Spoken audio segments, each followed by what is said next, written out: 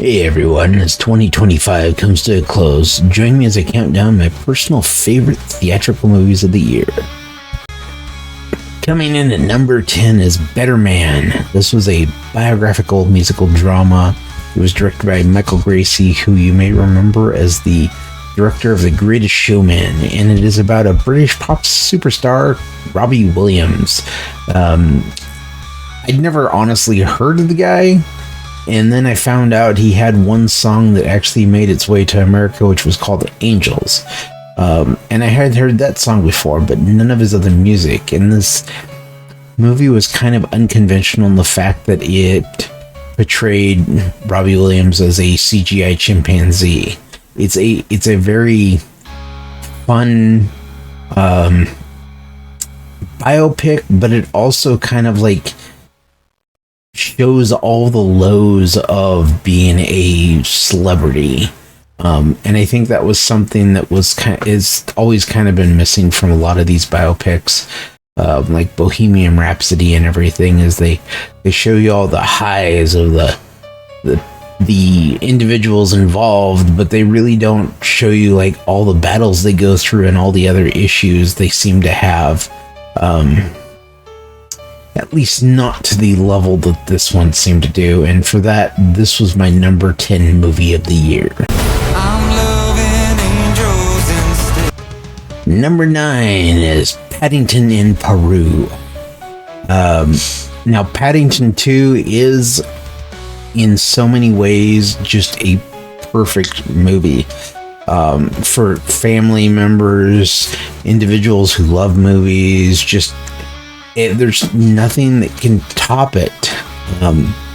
And Paddington in Peru came out this year, and I kind of had high expectations for this movie because of Paddington 2. And I went into it, I watched it, and I enjoyed it. But it is a bit slower than Paddington 2, which kind of brings it down a little for me. Which, instead of this being up as a higher place within my top 10 of the year theatrical movies, I have to kind of put this one a little low. It was a good movie. It's really enjoyable. It's family friendly. It's just a little bit slower than I wanted it to be. And for that, Paddington Peru is number 9 on this list. And here we have at number 8, Weapons, which was just a great mystery horror directed by Zach Krieger. You may know him from the movie Barbarian. He was also a member of the comedy troupe Whitest Kids You Know. He's a fantastic director. He's had some great writing through Whitest Kids You Know, as well as Barbarian was an interesting movie. This one, based on the trailer, I expected it to be comedic in nature. I mean, the way the kids run and everything that's going on, it's definitely a very interesting horror movie. By the end of it, moments that you don't think you'd laugh at are kind of laughable. As kind of a cathartic, release of like the tension and everything, and it's great. And it was a fun movie to watch in the theater. So this was my number 8 for the year. Number 7, Zootopia 2. I honestly have kind of written off Disney animated movies. In the last couple of years, they don't quite meet the bar that was set back in the 90s and early 2000s. And Zootopia 2 actually surprised me. It was a fun movie. It was enjoyable. It had just a great story that it was trying to tell. All around, this was a fun one. So for my number 7, we got Zootopia 2. Disney Zootopia 2. In theaters November 26th. My number 6 is Tron Ares. This was just such a fun time in the theater with some friends at IMAX. Visually, it's a very pleasing movie. The sound, they brought in Nine Inch Nails to do the soundtrack for this one, which was just fantastic.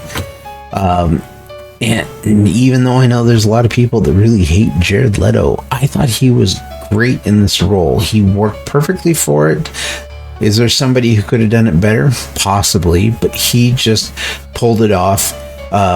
There were a lot of characters in the movie itself that they introduced as new, and they were just, everybody who acted in those parts was great. Just everything about this was such a fun experience, which is why it's my number 6 movie of the year.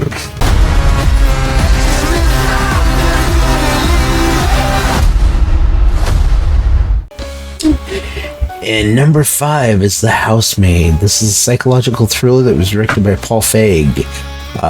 This one kind of actually took me by surprise because the first hour of the movie was a little bit slower than I wanted. And it really gets going, and when it got going, it was just fantastic. The entire movie, I'm still thinking about what they set up in that first hour, that you could kind of, by the end of the movie, you could see that there was all this stuff that was set up, but because of the way it was presented to you, you weren't paying attention to it, or at least I wasn't. But this is my number 5 movie of the year.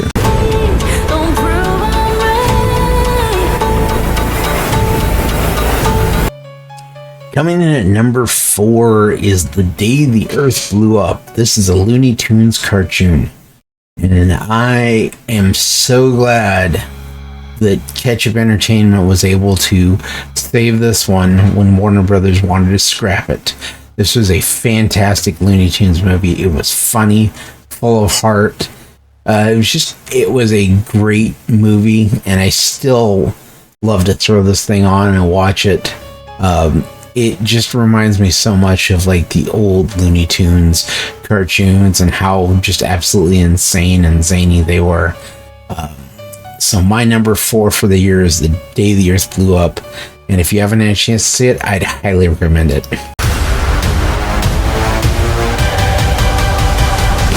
Coming in at number 3 is Bring Her Back, which is a supernatural folk horror film that was directed by Danny and Michael Philippou. They're the duo behind Talk to Me. They were actually set to direct the upcoming Street Fighter movie and pulled out. Probably because vision, what they do, what they wanted to do with the Street Fighter series, the producers didn't want to do.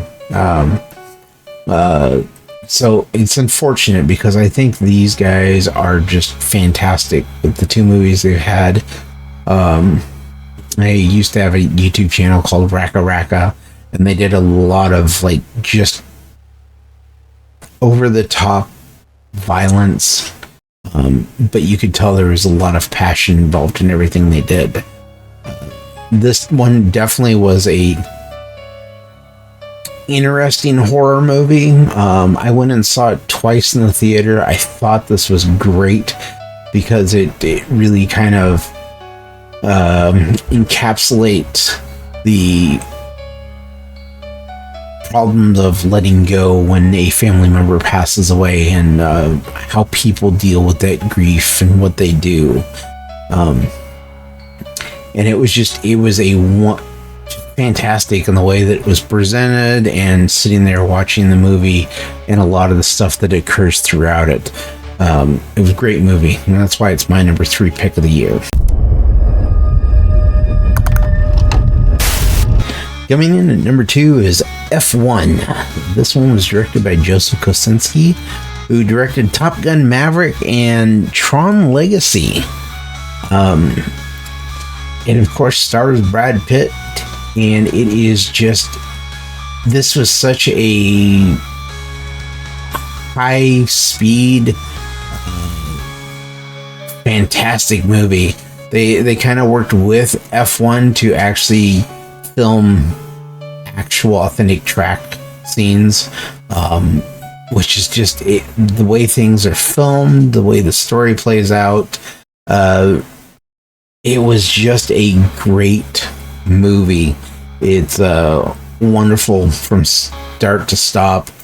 And I'm looking forward to what Joseph Kosinski does next for his movie. I think this guy he's got an eye for action scenes, like Top Gun Maverick, the way that one was done, and F1 was just, it was fantastic. It's a great movie. It's got a good story. It's about a retired Formula One driver who returns after decades to mentor a talented young hotshot, and it was absolutely great, and that's why this is my number 2 movie of the year. And coming in at number 1, this movie was directed by Ryan Coogler, who I have yet to see anything put out by this guy that I haven't enjoyed. I think he's a great director and writer, and with this one, Sinners, he's managed to make a fantastic, like, supernatural horror. Just, it was an interesting take on vampires and what kind of brings them around, what gets them to kind of attack people and everything. And so it's a fascinating movie. I loved every minute of it from beginning to end. I can't wait to see what Ryan Coogler does with the X-Files series. No shade to Chris Carter, but I kind of think he played out what he did with the X-Files, and it's really, when they brought back the X-Files with the new seasons, it was kind of easy to tell that Chris Carter had kind of lost some of the magic that made the original X-Files so great. So I can't wait to see what Ryan Coogler can do. But Sinners, if you haven't had a chance to see it, it is a great movie. But it's going to be one of those movies that some people are going to sit there and say, well, it's overhyped, it's overrated, and I don't think it is in any way. I think this is a fantastic movie, which is why I put this one as my number 1 of the year.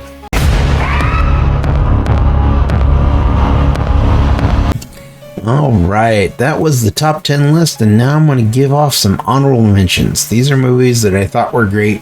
I enjoyed them in the theater when I saw them. But for one reason or another, they just weren't quite up there with my top 10. And I'm going to start with Presence. This was a ghost story movie that was directed by Steven Soderbergh, and it was done from the point of view of the ghost. It was an interesting movie because of that. The only issue I had going with it is you could tell that the ghost was the cameraman. Because instead of him using any kind of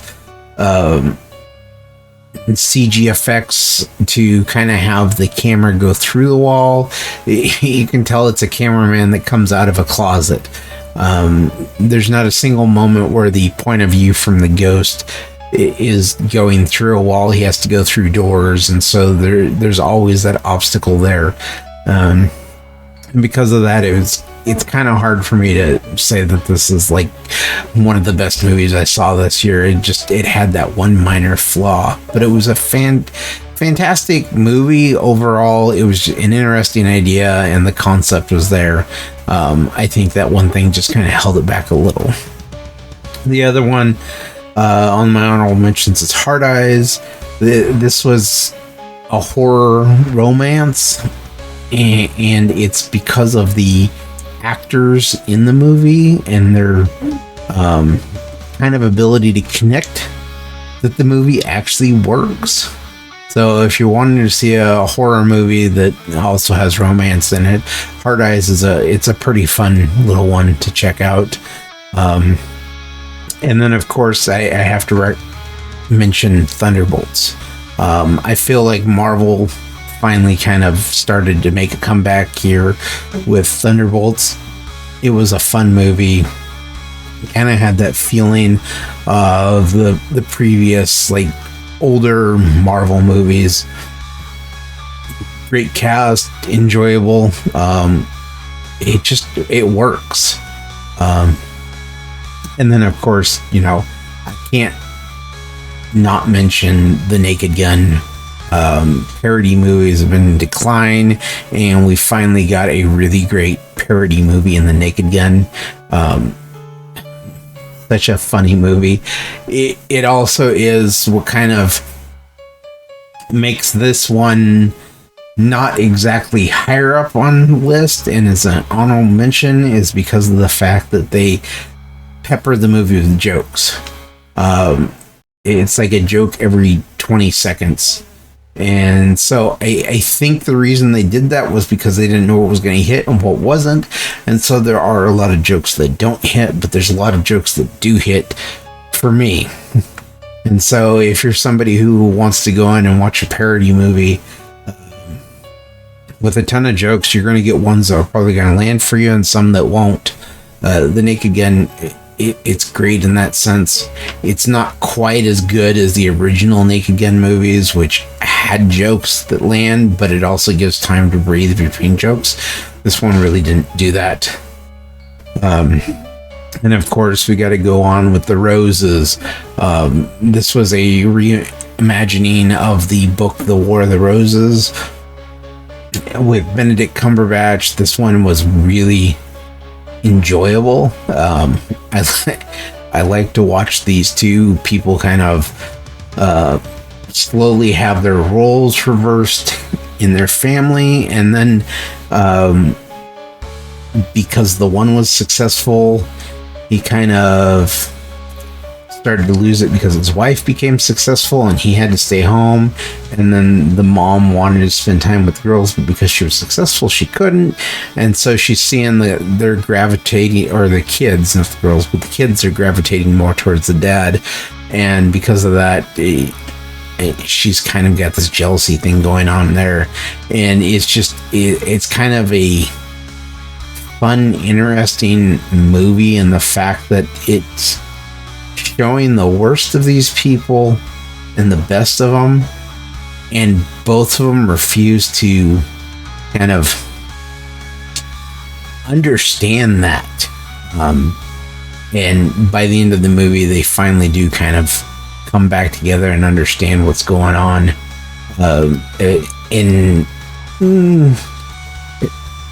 Not exactly the best ending, but the movie itself is pretty great. And then, of course, I got to mention Dwayne Johnson's newest one, The Smashing Machine. This is probably the best acting I have ever seen from The Rock, Dwayne Johnson. The movie itself, I was kind of expecting to go in and watch a movie about UFC fighting and the character he's playing, but this is actually a character study movie with some UFC fighting in it. Because it's based on an actual former UFC fighter, and it was a great movie. It's just it's one of those movies that, because of the fact that I feel like Dwayne Johnson can't actually cry, because the few scenes in the movie where he's supposed to be crying, he has to cover up his face. So I kind of have this feeling like he can't actually produce tears and make it look realistic. So instead they were like, just hold the blanket up to your face type of thing. And so in that sense, he's kind of overshadowed by Emily Blunt, who is able to openly cry and shed tears and looks real. But as far as the acting goes, Dwayne Johnson kind of, pardon the pun, smashed it out of there with this role. And then my final honorable mention, of course, is Good Boy. This was a supernatural horror movie that was done all from the framework of the dog is the protagonist. The dog is where all the camera work is done, so everything's supposed to be seen from the point of view of the dog. It's a short movie, and it is a fascinating look at what people are able to do with actual dogs and everything in terms of getting them to act. And they do have a nice little behind the scenes where they can kind of show you what they were doing to try and get the dog to portray emotions. And it's an interesting movie, and I'd recommend seeing it just because of the unique type of movie that it is. Story-wise, it was actually pretty good. It's a unique movie overall. And then my final honorable mention is, of course, Fantastic Four: First Steps. I really think Marvel blew it out of the water with this one. As far as the Fantastic Four movies have gone, I think they finally got a cast together. They managed to do something that was really good. And in all honesty, I went in expecting to hate this movie with a passion, and I just ended up loving it. I thought it was great story-wise. It was fun. We finally got to see a actual Galactus on screen, not some billowing smoke monster. So I'm looking forward to seeing what they do with the Fantastic Four going forward. So those are my honorable mentions of the year. Thanks for sticking around and watching the video. If you made it this far, if you can give the video a like, think about subscribing to the channel if you haven't been here before. I appreciate all 167 subscribers I have, and looking forward to going into 2026 and putting out more movie reviews. But I think I'm going to just start releasing monthly ones. I'm still going to continue on with my Is It Worth Seeing theatrical series, but I think going forward I'm going to try and put out like one movie or one video a month on movie reviews and kind of what I thought was good for the last month to check out. So definitely, like I said, leave a comment too. Let me know which of these movies you saw. And if it's something that you thought was great, if you'd put it somewhere else on your list, let me know what your favorite movies of the year were. And I will catch you on the next one. Bye-bye. I'll be back.